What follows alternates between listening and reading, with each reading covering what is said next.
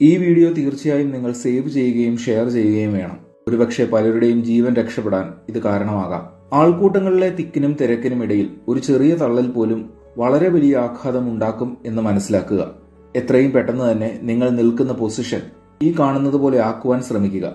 ബോക്സിംഗിൽ എന്ന പോലെ രണ്ട് കൈയും പിടിക്കുന്നത് ആന്തരിക അവയവങ്ങൾക്ക് ക്ഷതമുണ്ടാവാതിരിക്കാൻ സഹായകമാകും.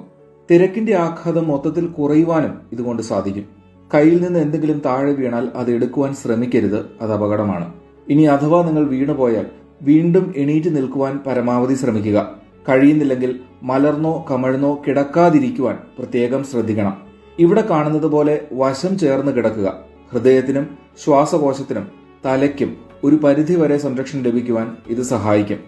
ഓർക്കുക, എല്ലാവരും ഇത് പരിശീലിച്ചാൽ, ഇതുപോലെ പ്രവർത്തിച്ചാൽ തിക്കിലും തിരക്കിലും പെട്ടുള്ള അനേക മരണങ്ങൾ ഒഴിവാക്കാനാകും.